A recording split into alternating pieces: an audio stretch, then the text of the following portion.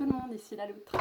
Alors, on n'est pas sur une première prise. Je crois y avoir fait un enregistrement d'un certain temps qui n'a pas du tout été fait. Voilà.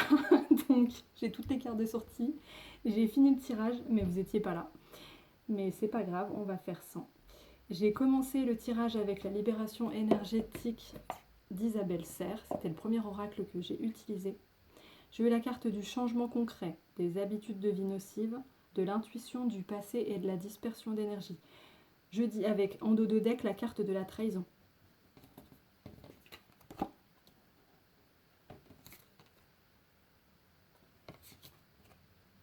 Du coup, c'est freestyle, on l'a fait autrement. On s'adapte. La carte du trahi. Voilà. Donc, j'espère que je ne vais rien oublier. J'étais tellement inspirée en plus dans le premier enregistrement. Donc, j'avais la carte des changements concrets par rapport aux habitudes de vie nocives, des habitudes de vie qui vous desservent parce que nocives et puis aussi parce que vous mettez peut-être des choses en place qui sont bonnes pour vous mais qui sont mises en place de manière trop irrégulière pour que ça vous serve sur le long terme.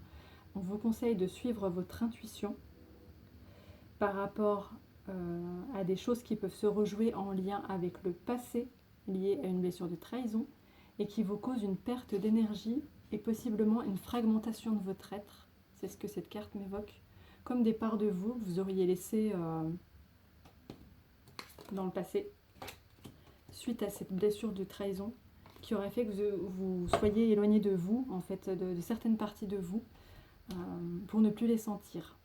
Voilà, il y a beaucoup de bleu qui ressort, donc je parlais aussi du chakra de la gorge, avec la possibilité d'avoir besoin d'extérioriser des choses que vous n'auriez pas extériorisées en lien avec de la trahison envers la personne qui vous a trahi, ou peut-être vous qui avez trahi quelqu'un. Voilà, le bleu est très présent. Ce que j'ai pas dit tout à l'heure, mais qui me vient là, c'est l'eau.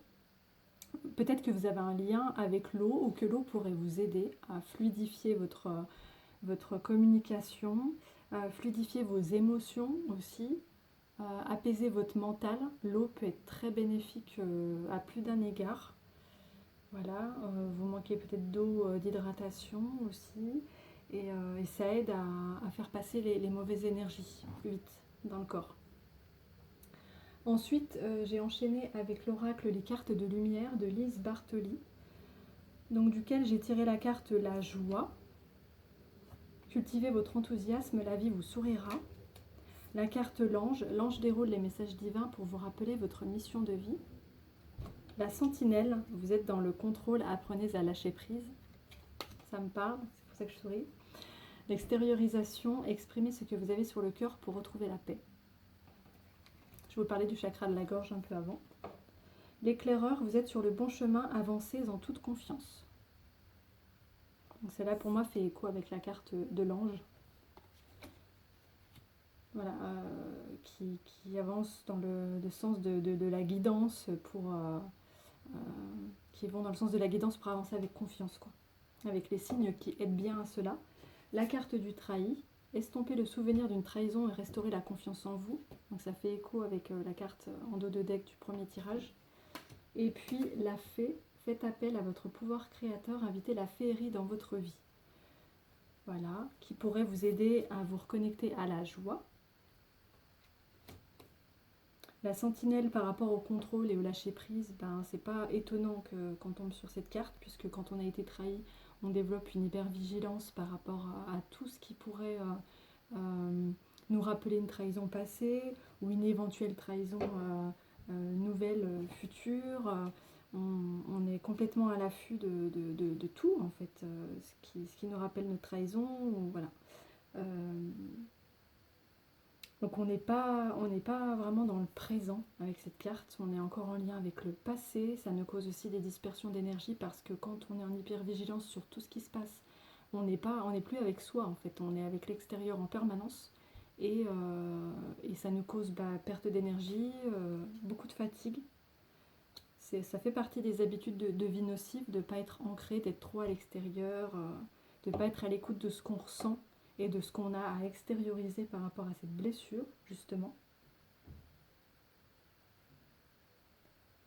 Voilà ce que je pourrais vous dire. Je ne sais plus si j'ai oublié des choses par rapport au tirage d'avant. En dos de deck, on a la perspective. Modifiez votre angle de vue pour élargir votre vision des choses. Voilà, peut-être vous dire que ce que vous avez vécu dans le passé n'est pas voué à se reproduire. Que ce que vous considériez comme une trahison jusqu'ici n'est peut-être, à prendre avec des pincettes ce que je dis, n'est peut-être pas à prendre comme une trahison, mais juste comme un changement de priorisation, c'est-à-dire que des fois on se sent trahi par des personnes qui ne nous ont pas choisis, mais on peut aussi le voir comme le fait que on n'a pas forcément été trahi, c'est peut-être juste que la personne a préféré s'écouter elle-même, c'est pas forcément a choisi quelqu'un d'autre ou a préféré s'écouter elle-même, écouter ses limites et nous dire non pour une chose où elle nous avait dit oui avant. Et du coup, on peut se sentir trahi alors qu'en fait, c'est pas personnel. C'est pour la personne et c'est pas contre nous. Donc c'est ce que ça m'évoque aussi. Et puis voir aussi, nous, c'est qu'on a pu trahir à notre tour ou donner ce sentiment à d'autres personnes. Ce qui permet de développer la compassion, de dissoudre la colère ou une bonne partie, d'engendrer le pardon et de regagner en paix, en légèreté. Et tout ça, ça vous aidera à vous reconnecter à votre joie aussi, qui n'est pas rien dans la vie. Une vie sans joie, pour moi, vaut pas la vie, vaut pas le coup d'être vécu. Et à la magie de la vie. Voilà. Et ça peut vous aider à vaincre ces habitudes de vie nocives. Tout ça, tout ce que je dis. Notamment en lâchant prise, en étant plus dans le présent, en élargissant son angle de vue, en extériorisant ce qu'on a extériorisé, que ce soit par la parole, l'écriture, le sport, le mouvement au sens large, parce que là ça passe par la gorge, ça peut passer par plein de choses. En tout cas, extérioriser les énergies stagnantes, des choses en lien avec le passé, des lourdeurs physiques, émotionnelles, mentales. Voilà, restez pas avec ça. L'eau peut aussi vous aider, comme je vous l'ai dit.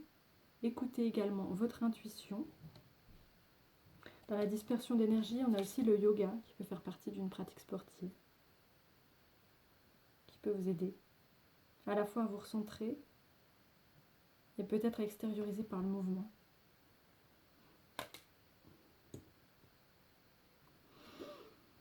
Voilà, je pense que c'est tout ce qui me vient. Et tout ça, ça peut vous aider à mettre en place des changements concrets pour aller vers ce qui vous fait vibrer, en fait. Ce qui vous apporte de la joie, ce qui vous stabilise, ce qui vous permet de retrouver de la paix. Voilà, je pense que c'est tout ce qui me vient. J'espère que j'ai rien oublié. Voilà, bah écoutez, prenez soin de vous, je vous souhaite le meilleur.